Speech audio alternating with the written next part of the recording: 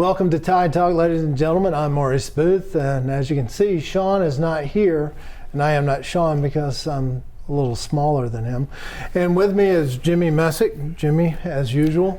Good evening, Tide fans. Sean's a little under the weather, couldn't make it tonight, so we proceeded on without him. And hey, silver lining of that is we get to talk a little bit more. That's true. Or maybe you get to talk a little bit more. I'm sure you're probably excited about that. Yes, as you interrupt me. Thank you. So let's proceed. This big week, this week coming up, it was a nice game the other night against Southern Miss. Answered a few questions. What are your thoughts? Well, I thought we played like we were expecting them to play. Kind of like what we thought we'd get out of Mercer or with Mercer, but we didn't. Right. I felt like we got it this week with Southern Miss. I was extremely pleased with the explosive plays that we were able to produce on the offensive side of the ball, which I thought we'd been lacking all year. So I was glad to see some of that. I still think, the defense is still, I don't know, man, it's still that defense. I've still got some question marks about it. But overall, man, I was thoroughly pleased and impressed that we took care of business like we should have. Offensively, we showed a more improved sign as far as running the ball. McClellan had what I thought was a really good game. Brian Robinson was out with bruised ribs. What do you think this means to us going forward as we get into the thick of the SEC? Because right now we are currently around 57 nationally rushing the ball, which has always been a mainstay of a Nick Saban team. Is this a sign of things to come as far as improvement? I mean, certainly couldn't hurt to think that, of course. Of course, we still need B-Rob back. As good as our two looked this past weekend, we still need him back. We still need to get Sanders involved a little more, I think. But yeah, hopefully that's a sign of what's to come as far as getting a little more balanced, using that running game a little bit more. Let's talk about some of the positives on the defensive side before we get to the negatives. Because believe it or not, they did score 14 points against us, which I think we all kind of agreed last week there would be maybe a breakdown at some point. There was. What is your takeaway from the defense? What was the most what part left the biggest impression on you, positive or negative? And then we'll break down that. What do you think was the biggest takeaway defensively? Well, that's a great question. That's why I asked it. Is that why you asked it? Yeah, great question, Maurice. Took me all night to think of it. I mean, let's look at it overall. I mean, I thought again overall we played better. We saw a little bit better tackling, a little bit more of that aggression I think we need from front end to back end. I thought the DBs played a little bit better game. It looked like we were communicating a little bit better back on that back end. Right. I didn't see the mistakes there that we've been seeing. So I think there's definitely more positive than negative takeaway from it. Again, I still think we are missing too many tackles still. But I felt like the communication and the overall was. If I had one takeaway that, and I don't mean to always be negative, but there's an absence, I believe, that we're missing week in and week out so far. And it's not so much as to call a player out as the position, but we're not seeing the production that we need to out of the middle linebacker. Henry To'oTo'o, I think, ended up with 3 tackles the other night in a game that he should have dominated. Yes. The linebacker position is one that should lead the team in tackles every year, almost every game. But it hasn't been there. And it's crazy too because he started that game against Miami. We talked about him flying all over the place. We're like, man, we can't believe we got this guy in the portal. And I mean, he was just going to be such an asset to us this year. And it's almost like he takes a step back every week, I feel like. I don't know why. I think it might be, and I've kind of suffered through this as a player. It's called paralysis through analysis. So you're going through your film study, and then in practice, don't do this, don't do that, don't, stop, don't. So now you're not moving as freely. This is just a guess. I don't know. But the production, to me, isn't there.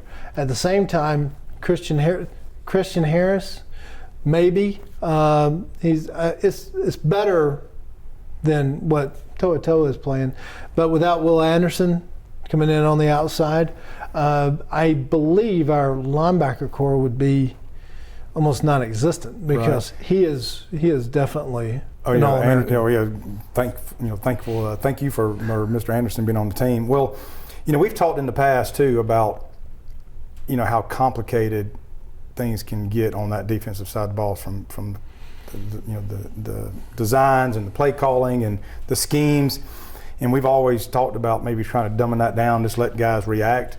Right. And of course we talked too about Tua, is that right? Did I get that right? Toa. I'd go with Toa. Yeah, Toa.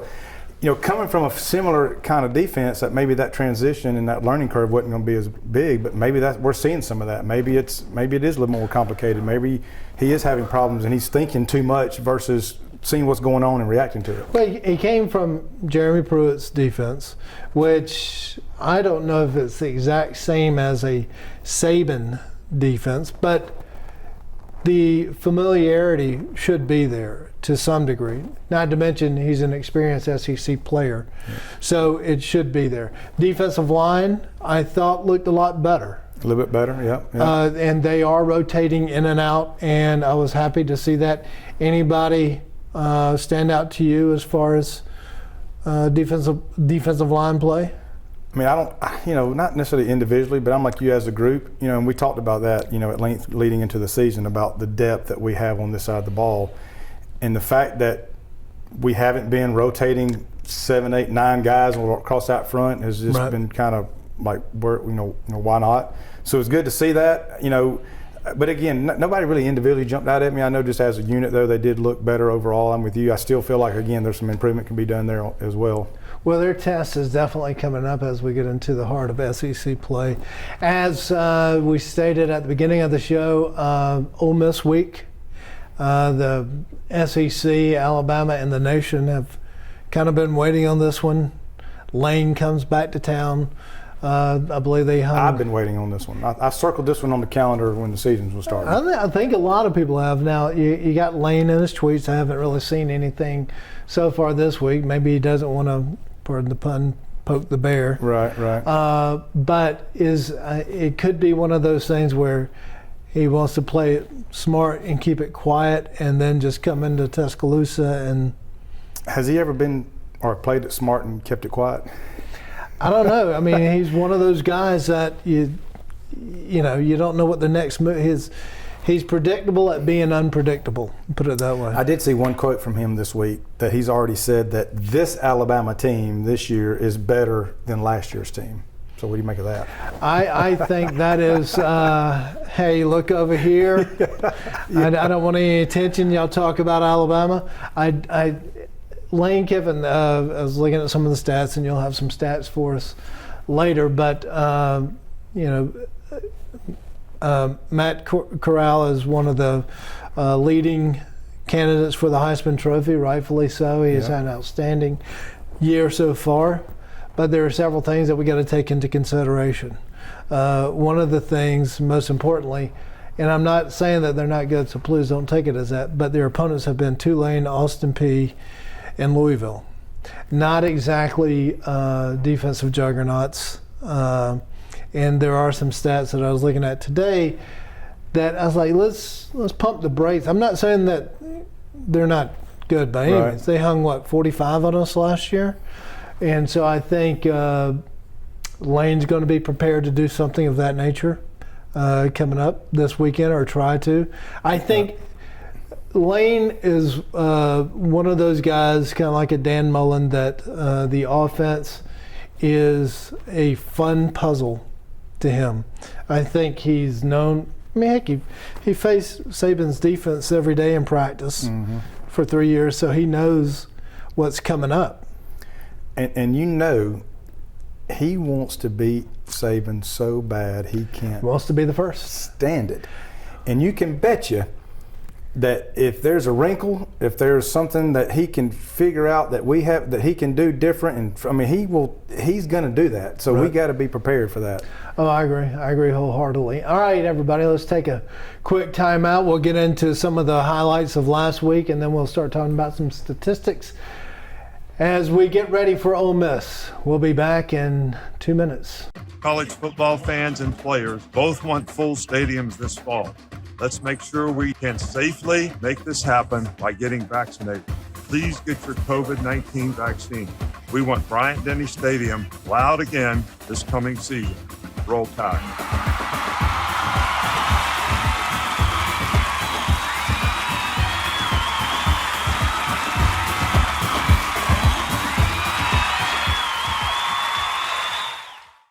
Welcome back to the show, everybody. This is a segment where we'll go over a few of the plays that we saw that may be questionable, some breakdowns, and I know a lot of people are going, heck, we're up 35-0 at this point where we're going to pick up in the game, but still, you're getting starters are still in there. Your starters are still in there. You're still in the first half. You got the schedule coming up with SEC, so all the little mistakes need to be eliminated.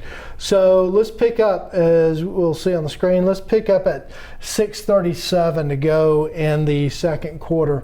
And Jimmy, as you see right here, here comes a big play. It was 3rd and 13 that is got to be a pain for Coach Saban.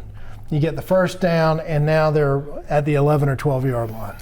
Right. And how that guy comes across the middle like that, free. I don't know who was supposed to cover him. You kind of see somebody break there. Is that our buddy T.O. that looked like he thought he needed to go cover him, but then decided not to go cover him, and the guy was running free. But I'm not blaming him, but I don't know. I can't really say as far as the type of coverage, but it was an underneath pass, and he's 10 yards back on that play in his coverage, and which leaves the short underneath wide open, which you kind of give him that pad, but with that pad he picks up the extra yardage and the first down. So as we'll see on this, we're getting up to where they get the first down, and about 5:53 to go in the half, and here's a crucial play.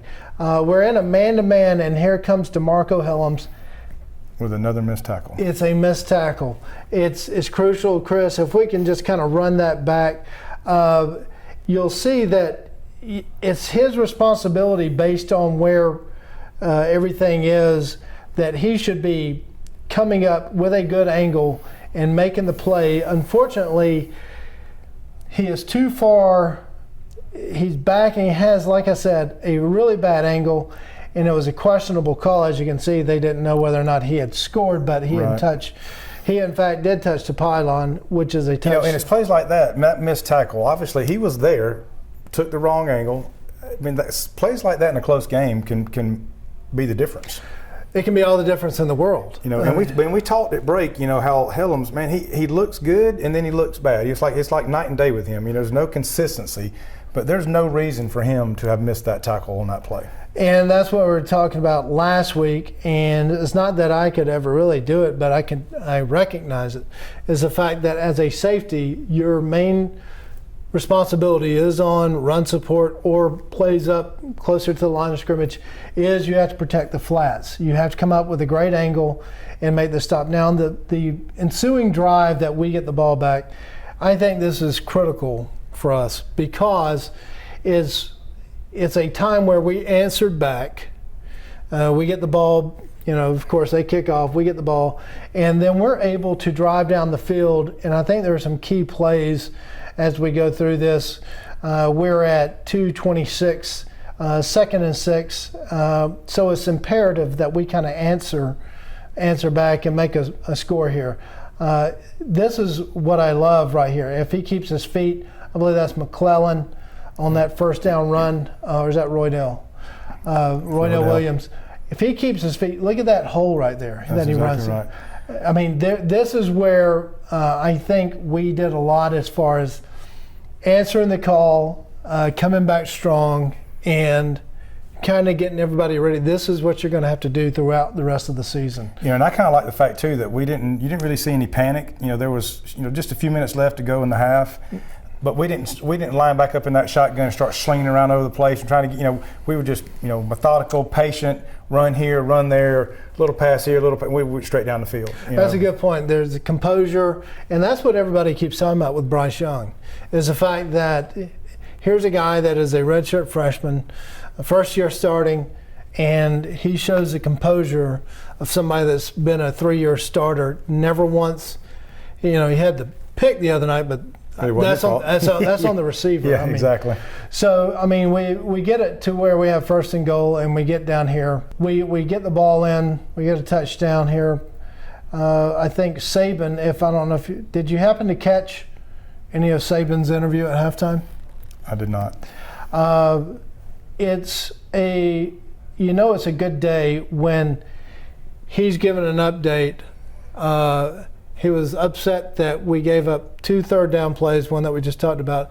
There was 2 out of 7, and he's complaining about that. Get off the field. And he's kind of smirking about it because he's talking to Cole Kubelak, the former Auburn player, the sideline reporter, and he's like, basically that's all I can complain about is, we gave him 2 first downs on third down on 2 out of 7, so not too bad. But man, those third downs, just thinking about that, going back to that play, how many third and longs have we given up? Right. Really, not just this year, but man, the last seemed like several years. I don't know what it is about them third and longs, but. Well, speaking of third down, going back to the touchdown, this is another great composure. And this is what I love about Bryce is we go down to the last few seconds of the first half. You'll see on this play where he actually has exceptional footwork, keeps the play alive, sees McClellan. McClellan makes a great move to get into the end zone with 15 seconds left to go in the half. So we basically answered the call all the way down to the end. That's correct. And go into the halftime feeling good, up 42-7. Yeah, and I'm like you. I think that was a great answer on our offensive side part. Again, man, that's the Alabama that we've kind of come accustomed to watching for the last 3 or 4 years. And it was nice to see. It was. Look at the footwork that he shows there. Steps away, steps up, and then finds him in a great run by McClellan to get in. So, all right, guys, let's take a short break. That's it for. There really wasn't that much to complain about or break down. True. It's Southern Miss. Now, keep in mind, I'm not taking Southern Miss lightly because I was part of that team that lost.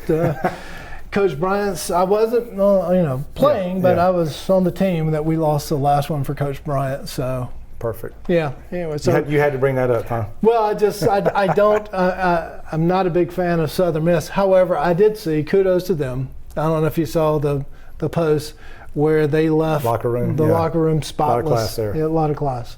Hats off to them. All right, guys, let's take a short break. We'll come back with some of Jimmy's stats, and we'll talk about Ole Miss coming up for this Saturday. Hold your seats. We'll be right back. Hey, Big Al, you need to be staying 6 feet away from me. And haven't I told you you have to wear a mask when you're in this building? Come on, Big Al. We're supposed to be practicing social distancing, which means we have to be 6 feet away from each other. Don't worry, Big Al. We've all been there before, buddy. Let's go get you a mask. All of us want to make sure we play football this fall. And to make that happen, we must be sure we stay at home if we have symptoms, wash your hands often, follow all social distancing guidelines, and please wear a mask anytime you're around other people. All right, welcome back, Tide fans. Let's get into the segment, Jimmy with stats. As we get into week 4, as far as schedule goes, things start to change a little bit. Shake out a little bit. Yeah. A little bit bigger sample size. Right. So what do you got for us? So Tide fans, when I get the readers out, it's time for some stats. So here we are. We're going to look at some offensive stats to start with. So right now we are in scoring offense. We are averaging 46.5 points per game. That is good for second in the SEC. And does anybody want to take a guess who's number 1? Something about Vanderbilt. Some sharks or something we're getting to play this week. Okay, gotcha. Second in the SEC and 4th nationally, which again, that's impressive. Rushing offense, we'll break it down rushing and passing. Rushing offense, we're averaging basically 152 yards a game, which is 10th in the league. 81st nationally. I definitely would like to see that improve.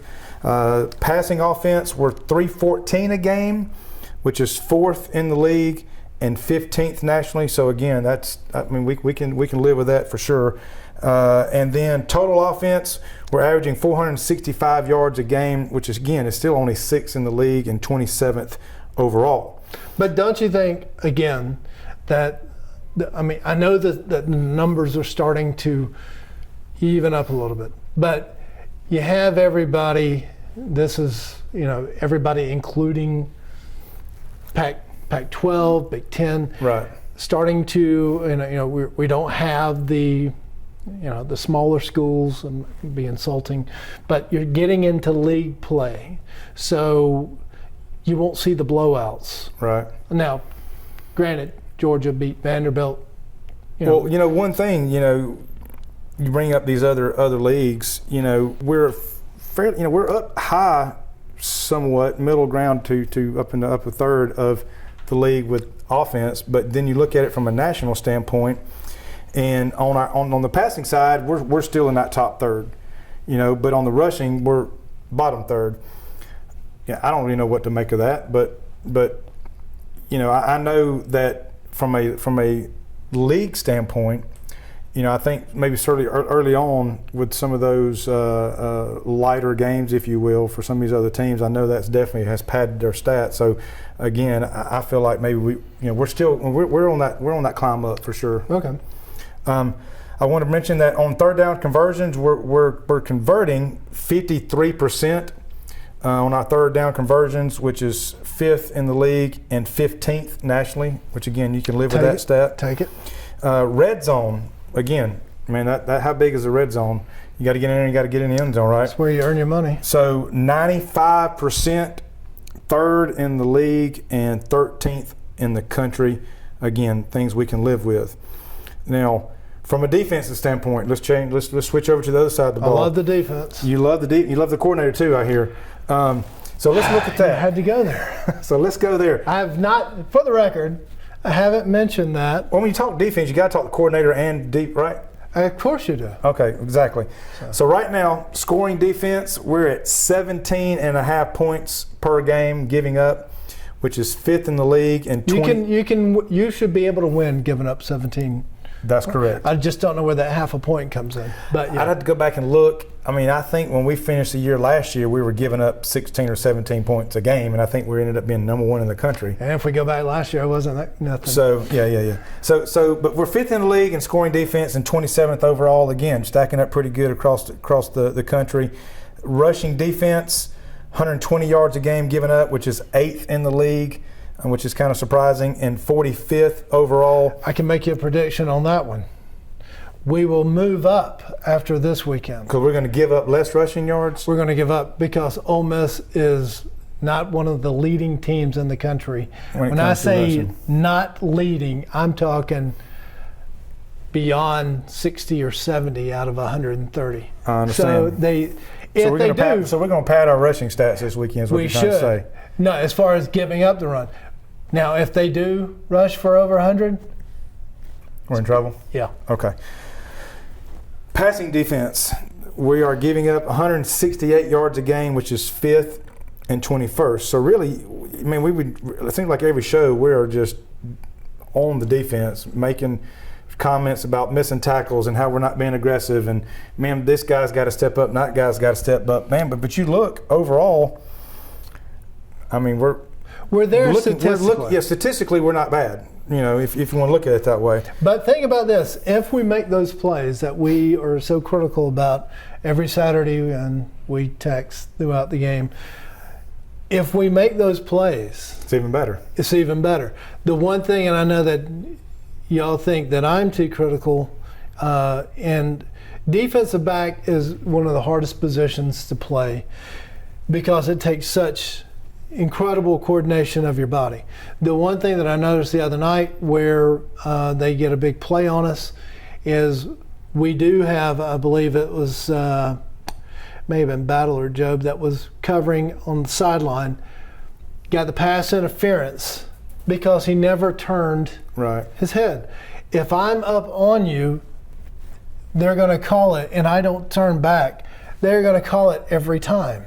If you impede the receiver's ability to get to the ball, you're basically giving up a pass. So yeah, I get it. But looking at the overall defense, the defensive numbers, it's giving up 17 points a game. You think about the 2 breakdowns at Mercer when we had some youth back there and the lack of communication there.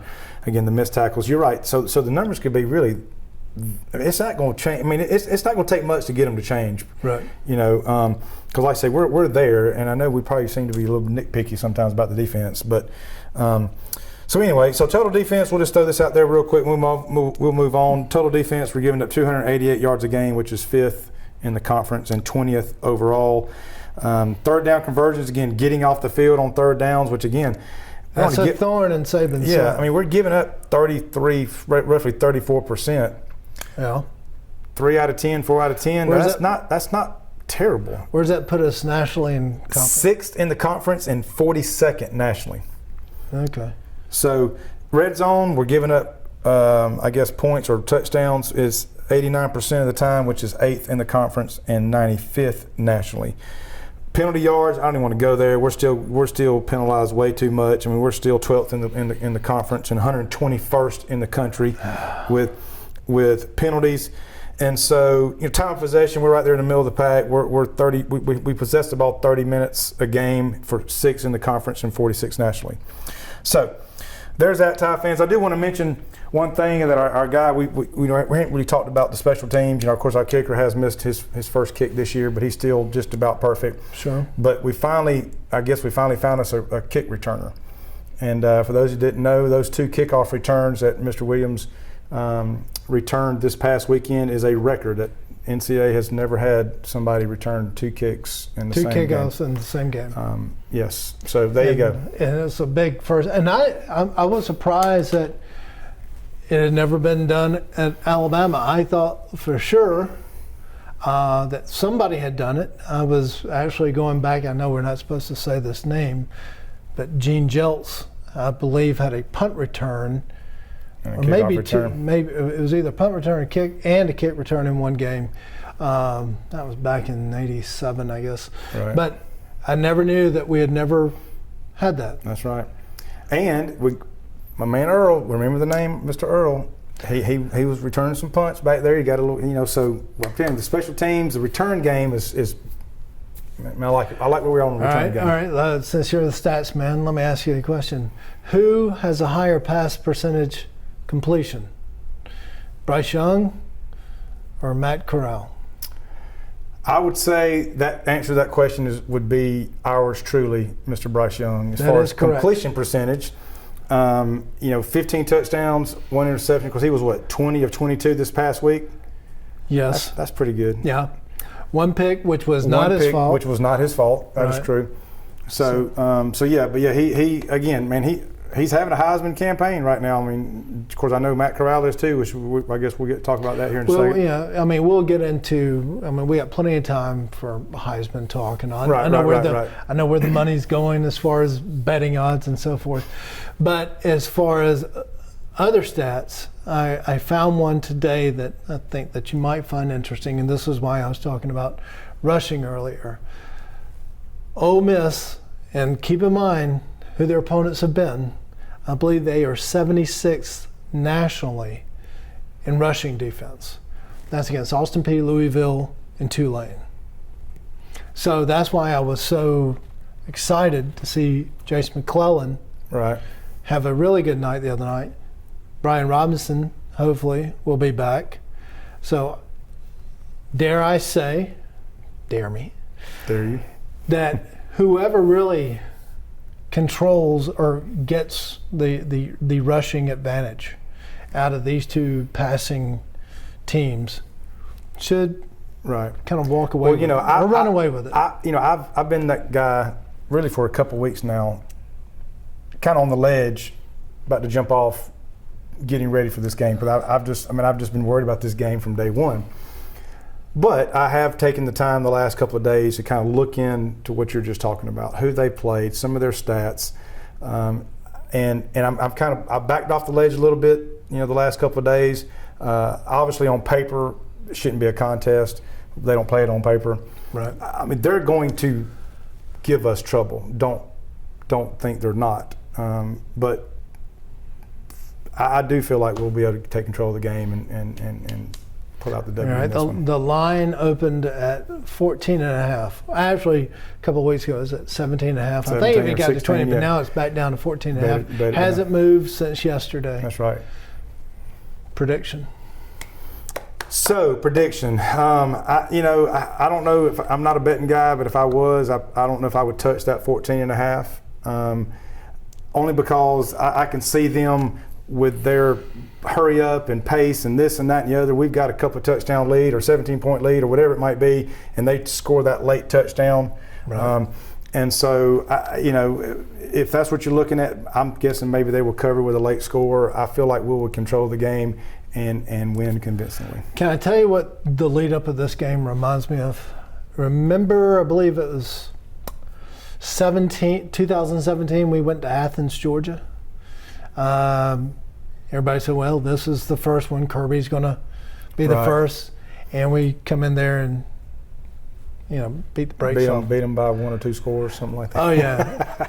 I actually have that feeling about this week coming up. Now, granted, you could be right. It could be where Lane gets going, gets his offense going, and it's up and down the field, and we're confused and lost, and they're doing – but I don't feel that. I feel that this team, after this past week, as I texted you all the other night, is this the game where we make that turn, that we become a team, that we start playing together?